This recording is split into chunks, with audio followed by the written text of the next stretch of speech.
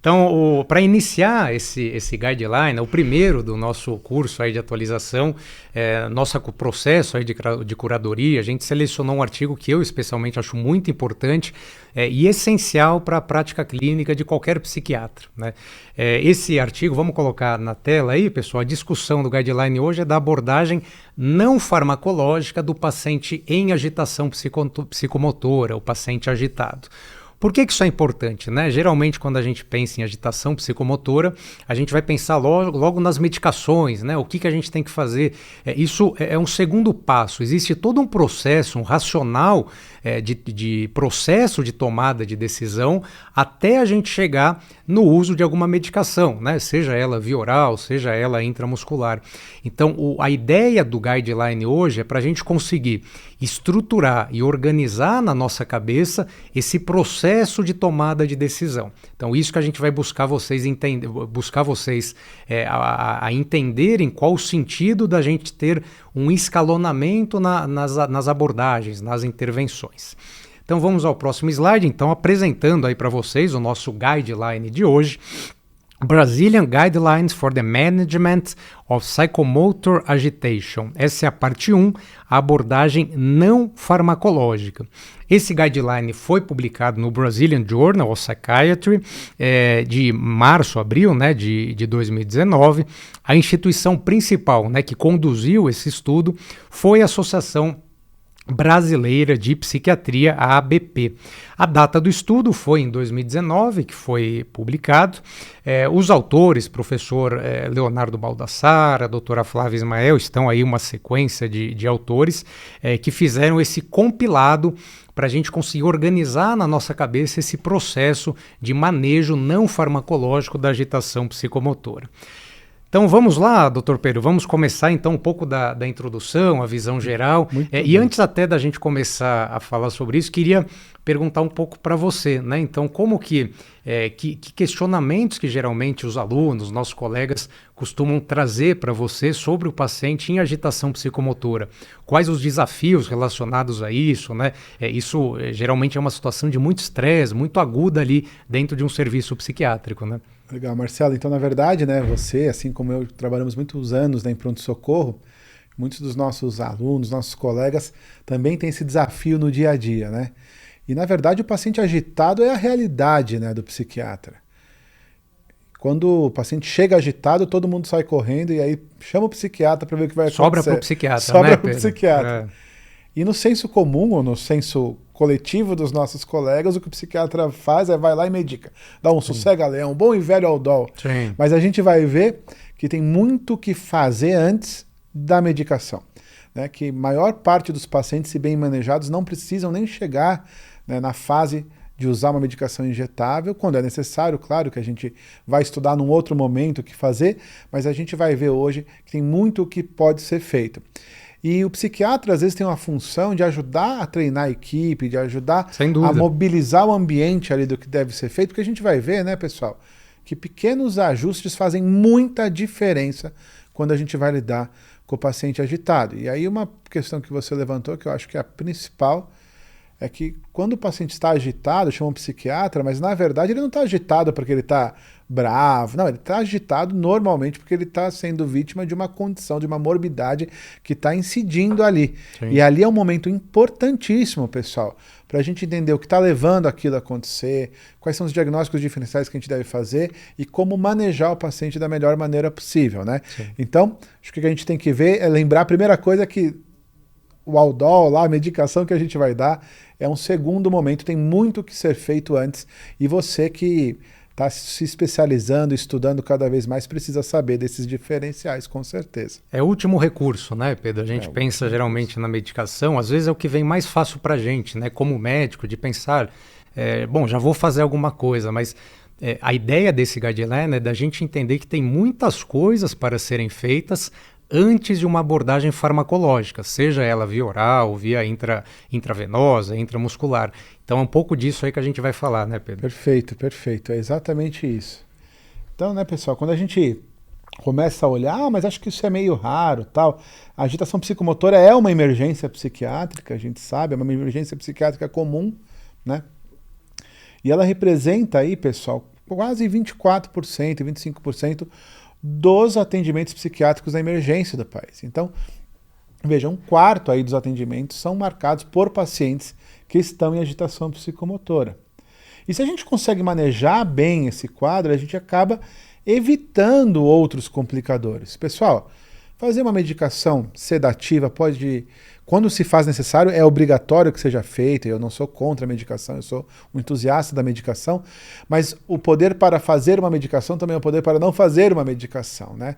Então, muitas vezes você vai estar lá no seu plantão e vai ficar todo mundo ali, medica, que tem medica.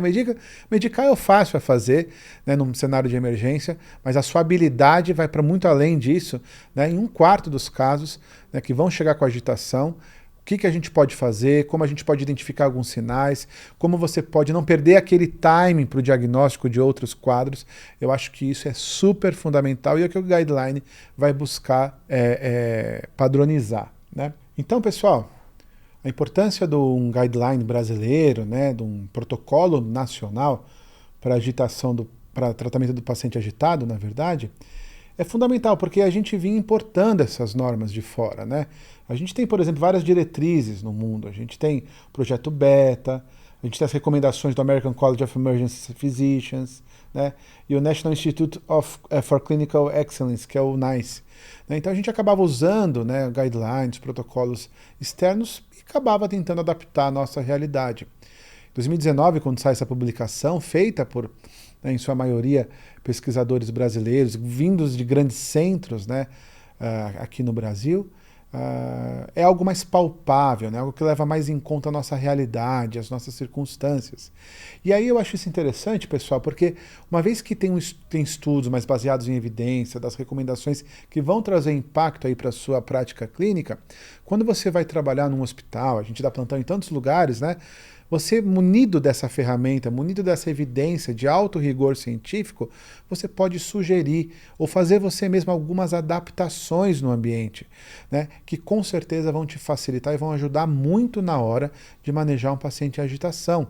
Você chega no serviço, você consegue antever algumas dificuldades que você vai ter, você pode dar algumas sugestões para capacitar a equipe, para fazer mudanças que não custam nada, mas que na hora de uma emergência vão fazer toda a diferença. Isso é uma informação de qualidade que a gente às vezes está até exportando para outros países. E veja, pessoal, por mais que em muitos dias você não possa ter lá o cenário ideal, não tenha todas as condições, a gente sabe, né, que a psiquiatria, a prática médica no nosso país às vezes é muito desafiadora. Com base num guideline, você pode tomar algumas decisões que às vezes não vão custar nada e que com certeza podem te ajudar e ajudar muito o paciente no momento da agitação, que, como a gente viu, é um momento muito frequente da prática psiquiátrica, né? E uma das ideias, né, o que a gente está abordando, Pedro, é de vocês que estão assistindo serem replicadores desse conhecimento dentro da dinâmica do serviço de vocês, né? Então, a ideia é a gente conseguir trazer esse conteúdo para vocês, por alguma forma de educação continuada, ou mesmo um bate-papo, né, ali com os colegas, com o pessoal da enfermagem, da equipe, de tentar padronizar na medida do possível dentro do serviço onde vocês estão. A vida vai ficar muito mais fácil, pessoal, quando a equipe está coesa, quando a equipe entende o que está acontecendo, estão em sintonia, tudo fica melhor e mais seguro para todo mundo, né, inclusive para o paciente, né? Com certeza. Psiquiatria, né, pessoal? É, sem a menor sombra de dúvida, uma área multidisciplinar e multiprofissional, né? Não tenha dúvida disso.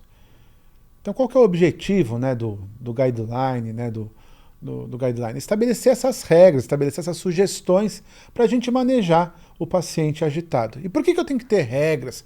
Por que eu tenho que ancorar as minhas decisões de como manejar um paciente agitado em sugestões, em estudos? Porque, pessoal, a gente não tem que reinventar a roda o tempo inteiro. Muita gente já passou muita dificuldade, já toma um caminho A, um caminho B, um caminho C, e chegou à conclusão, ó, vai por aqui que é mais fácil, vai por aqui que é mais confortável para o paciente, vai por aqui que você vai conseguir contornar aquela situação de uma maneira mais assertiva.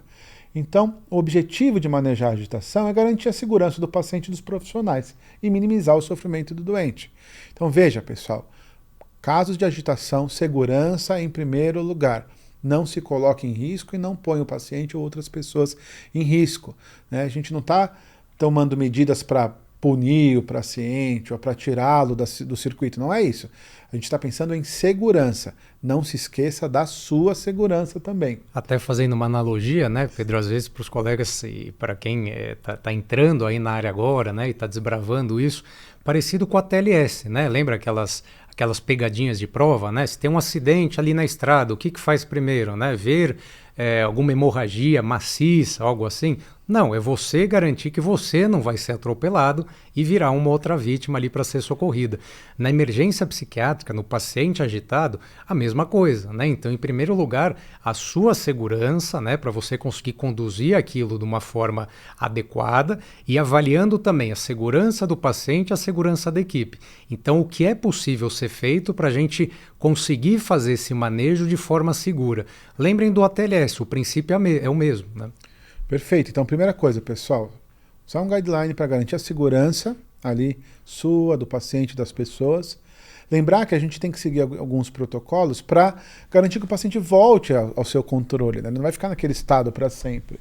E, sobretudo, pessoal, garantir que remédio é uma ferramenta útil, mas não será a primeira opção, será a última opção, né? Então, lembra disso. O paciente chegou, pensar em segurança, né, como o Marcelo comentou, pensar que vai ser um estado transitório, que o paciente vai recuperar aí as suas funções e pensar que o remédio é uma opção, mas não é a primeira opção, né? Então, acho que esse é o grande objetivo. Como que o pessoal fez isso? Como que os nossos queridos autores pensaram, colocaram essas sugestões juntas?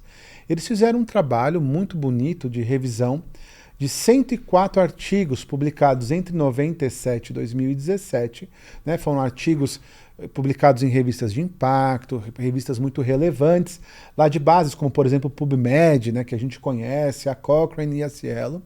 Então fizeram uma busca lá avançada dos principais estudos que falavam do manejo comportamental da agitação psicomotora, e aí usaram como alguns modelos de extração de dados, né? A gente não vai entrar muito nos detalhes, mas existem protocolos de como extrair dado, como avaliar a qualidade dos estudos. Então saibam que fizeram uma pesquisa ampla, incisiva e relevante dos principais artigos sobre o tema para extrair dados, extrair informações, extrair estratégias e compilar aquelas que tiveram maior significado no dia a dia, né? A análise de evidências, então, né, pessoal, tem uma extensa metodologia, mas obedeceu aí alguns pressupostos, como, por exemplo, uma metodologia lá do Oxford Center for Evidence-Based Medicine. Por que isso é importante, pessoal? A gente usar métodos para olhar um artigo. Porque garante que a gente está olhando da melhor maneira possível, que a gente não está deixando passar um dado, ou que a gente não está incluindo um artigo de má qualidade, ou deixando de incluir um que precisaria estar lá. Então, quando a gente fala num guideline, pessoal, tenha certeza que são pessoas que fizeram a sua lição de casa, que fizeram uma pesquisa bastante ampla e inclusiva daqueles artigos de melhor qualidade para que as práticas que ali estejam sejam práticas que podem com certeza fazer a diferença no dia a dia. Eu não posso deixar de colocar aqui uma pirâmide que eu e o Marcelo gostamos muito, né, que fala do nível de evidência, né, da qualidade da informação, né? E por mais que a sua opinião importe, a minha opinião importe, a nossa opinião no dia a dia não deve valer mais do que um guideline, do que um estudo. Então a gente vê muito ainda por aí gente falando, na minha experiência faça isso, na minha experiência faça aquilo, né? Aqui nesse hospital a gente faz tal remédio, naquele outro a gente contém assim e assado. Vocês vão se deparar, né, em muitos cenários com pessoas que dizem, aqui eu faço assim, eu faço assado. Isso tem muito valor, mas não tem um valor tão grande quanto se aquilo viesse de um estudo, se viesse de um estudo observacional, se viesse de um ensaio clínico e se viesse de uma revisão sistemática. Então veja que quando a gente vai subindo nessa pirâmide, vai melhorando a qualidade da evidência, vai aumentando a chance daquilo que está preconizado ser verdade mesmo. Ou seja, se você tiver que usar algum tipo de estudo, da onde vai vir a informação para eu tomar minha decisão clínica, isso vale para qualquer cenário, sempre ancore sua decisão clínica em informações de maior qualidade. Lembrando que quanto mais para cima na pirâmide, maior é a qualidade daquela informação, maior a chance daquilo ser verdade. E olha onde estão os guidelines, pessoal. Lá em cima, no topo da pirâmide, a gente tem os guidelines. Então, quando a gente tem um guideline, ancore, se você tiver à sua disposição um guideline, ancore sua decisão no guideline. Porque, pessoal, uma coisa, né, Marcelo, que a gente vê muito no dia a dia, as pessoas acabam, quando a gente fala de agitação, ancorando na sua própria experiência. Isso é a nossa própria experiência, tá lá embaixo. Não importa quem seja, né, Não importa Pedro? quem seja. Não importa se é aquele chefe super admirado do serviço, o professor, a não ser que a opinião dele esteja baseada e lastreada em algum guideline, em algum estudo grande, meta-análise assim por diante. Exato. Mas a pessoa falar por falar, não é isso que dá o peso científico, né? Então, o objetivo da gente trazer aqui os guidelines para vocês é para vocês conseguirem basear as condutas de vocês naquilo que existe mais evidência científica lastreando, o que existe de mais robusto na literatura científica. E aí sim vocês conseguem tomar decisões seguras e, mais importantes, né, lastreadas no que existe de conhecimento médico atualizado, né? E aí, pessoal, isso que o Marcelo está falando vale para qualquer área, qualquer doença, qualquer medida que você vai tomar na sua vida clínica. Sempre use uma informação com maior relevância possível, né? Será que tem um estudo? Tá bom, mas será que tem um estudo de uma qualidade melhor? Será que tem uma revisão sistemática? Será que tem uma meta-análise? Será que tem um guideline? Então, ancore a sua tomada de decisão hoje em altos níveis de evidência e de qualidade científica. Até por uma proteção legal, até né, por uma Pedro? proteção Até legal. a gente sabe que existe uma judicialização grande, né? Então, qualquer conduta que vocês tiverem assim da cabeça de vocês, isso juridicamente é muito frágil, né? Vocês vão ficar numa posição muito vulnerável. Por isso que a gente quer trazer aqui para vocês aquilo que existe de evidência para vocês conseguirem conduzir no dia a dia, né? Vai ser muito mais seguro do ponto de vista até legal para vocês. Perfeito. E aí, pessoal? Então, quando você bate o olho no guideline, eu acho que a gente ancora nossas decisões em um nível mais seguro, mais assertivo de evidência, né? Então, vamos em frente. Então, ó, pessoal, voltando lá para o slide, o que eles fizeram? Eles fizeram uma extensa revisão, né? Identificaram uma série de artigos, né? Foram aí mais de 5.000 artigos identificados, e aí esses artigos vão passando por filtros que a gente define na pesquisa, né? Deixa eu excluir, por exemplo, aqueles que estão duplicados. Deixa eu excluir, por exemplo, aqueles que não foram relevantes por um motivo XYZ, ou que tratam de outros assuntos. E aí vai ser passando por alguns filtros de screening, de elegibilidade, até que no final foram incluídos 104 artigos. Então, quando eu falo que esse guideline levou em conta 104 artigos, não é que eles não leram só 104 artigos. Partiu aí de mais de 5.000 artigos, e aí eles vão filtrando, passando em uma metodologia muito, muito fina, até chegar em 104 artigos que realmente foram incluídos ou levados em conta. Então, pessoal, cá entre nós, você vai dar um plantão, você vai ler os 5.000 artigos? Não. Leia um guideline, que alguém já fez esse trabalho de casa para você e ancore sua decisão num maior nível de relevância clínica. E aí, pessoal, vamos ver o que está escrito, então, no guideline, depois que o pessoal revisou aí mais de 5.000 artigos, incluiu esses 104 aí no estudo.